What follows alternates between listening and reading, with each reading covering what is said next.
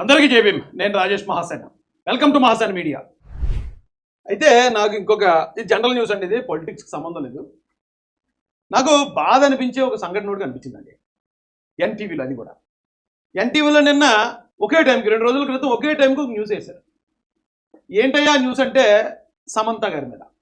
అసలు అది చూసిన తర్వాత ఆడపిల్లల తండ్రిగా నాకు చాలా బాధ అనిపించింది. ఎందుకంటే సమంత నాగ చైతన్య గారి మధ్యలో ఏం జరిగిందో అందరికీ తెలుసు. వాళ్ళిద్దరూ మ్యూచువల్గా విడిపోయారు. ఒకరి మీద ఒకరు కనీసం ఆరోపణ కూడా చేసుకోలేదు.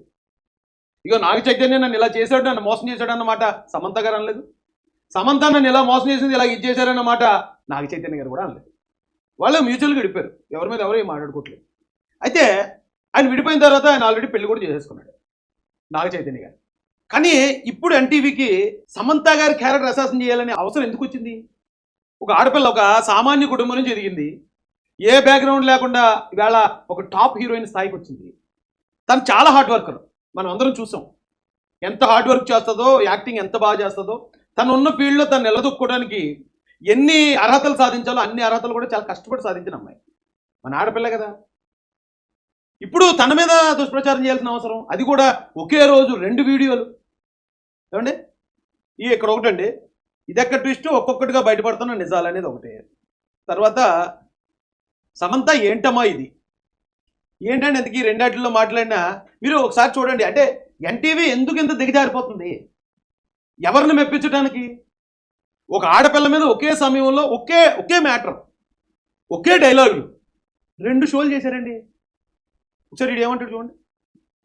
సమంత జీవితమే ఒక సస్పెన్స్ థ్రిల్లర్ గా మారింది. ఆమె లైఫ్ లో ఉన్న ట్విస్టులు సినిమాలో కూడా ఉండవు. డేటింగ్, ప్రేమ, పెళ్లి, డివోర్స్, మళ్ళీ రిలేషన్, ఇలా అడుగడుగున మలుపులేదు.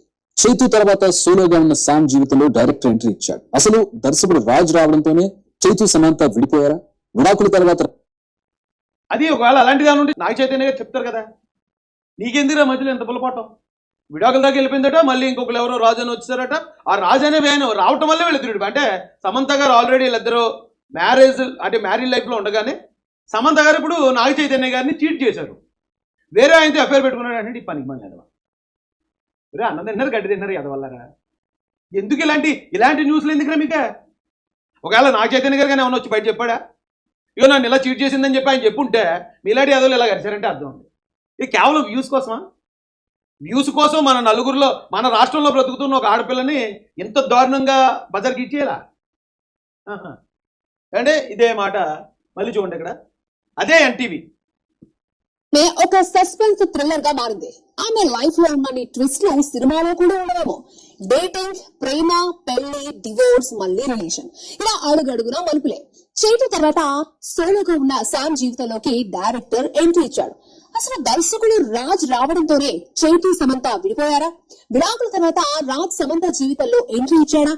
ఈ కొత్త రిలేషన్ నెట్ లో రద్దు చేస్తున్న సేమ్ డైలాగులు మీరు చూసారు కదా. ఏదైతే సేమ్ స్టార్టింగ్ నుంచి సమంత థ్రిల్లింగ్, విడాకులు, రాజు ఏదో సౌండ్స్ యాజ్ ఇట్ ఈజ్ చెప్పారండి ఇద్దరండి.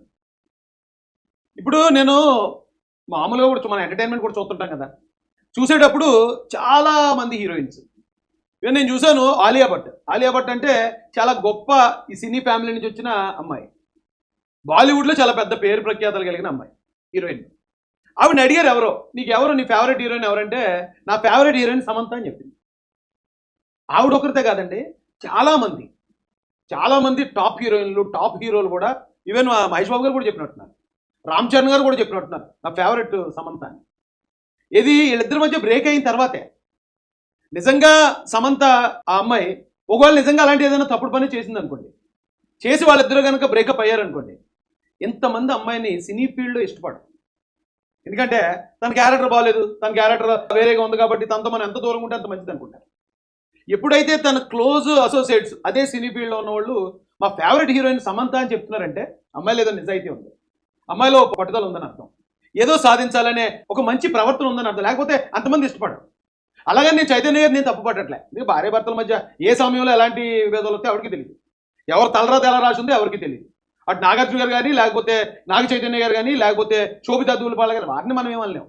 వాళ్ళందరూ కూడా ప్లెయిన్ బ్యాక్గ్రౌండ్ నుంచి వచ్చిన వ్యక్తులు. వాళ్ళేమి కుట్రతో, కన్నింగ్నెస్తో, లేకపోతే రాజు రంపాన్ని పెట్టేసి వరకట్నం దమ్మని, లేకపోతే కిరసనాయిలు వేసేస్తాం అనే ఫ్యామిలీ వాళ్ళు కాదు.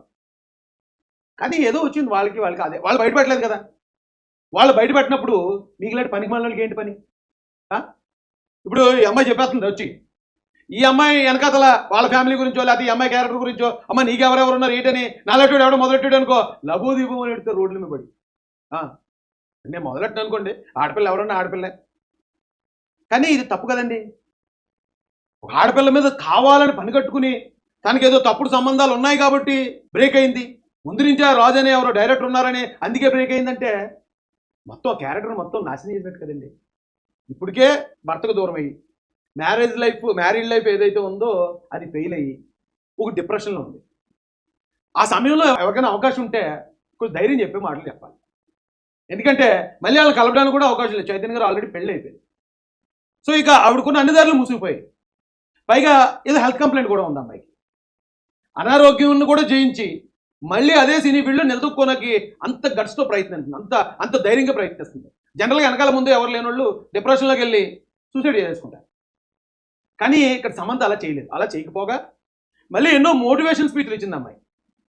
ఎక్కడా కూడా మీరు డ్రాప్ అవ్వకండి, ఎన్నో ఎదురవుతాయి మనకి, ఇలాంటివి ఎన్నో దెబ్బలు తగులుతాయి, అయినా మనల్ని మనం నమ్ముకోవాలి, మనం నిలబడాలని ఆవిడ మాట్లాడిన మోటివేషన్ స్పీచెస్ చాలా ఉన్నాయి, చూడండి కావాలి. అంటే ఒక ఆడపిల్ల అంత ధైర్యంగా నిలదొక్కోవడానికి ట్రై చేస్తూ నిలదొక్కుంది. అలాంటి అమ్మాయిని ఇలాగా ఊరకొక్కల్లాగా లేకపోతే రాబందుల్లాగా ఆ మాంసాన్ని పీక్కు తినాలనే ఈ ప్రయత్నం ఎందుకురా? ఏంటివి ఏం బతుకురా ఇది? ఆడపిల్లల గురించి వాళ్ళకున్న పరిచయాల గురించి ఎవరు చెప్పమంటారు మిమ్మల్ని? మీ కొంపలో ఉన్న ఆడవాళ్ళ చరిత్ర తీయమంటారా బయటికి?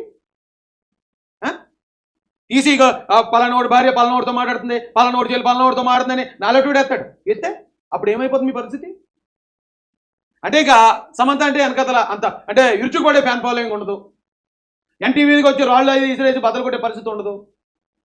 అమ్మాయి కూడా ఒంటరిగా ఉంది, తన వెనకతలు కూడా పెద్దగా బ్యాక్గ్రౌండ్ లేదు. కాబట్టి ఇంకేదైతే అనంతం ఒక కంటెంట్ ఒక వీడియో చేసుకోవచ్చు, ఏ కొన్ని వ్యూస్ వస్తాయి, కొన్ని డబ్బులు. అరే ఓ ఆడపిల్ల మానం మీద చిల్లర ఏరుకోవడం కదా ఇది? రే ఎన్టీవీ ఓ బతికేనా ఇది? ఓ నువ్వు మాట్లాడేదానికి ఏమన్నా ఆధారం ఉందా?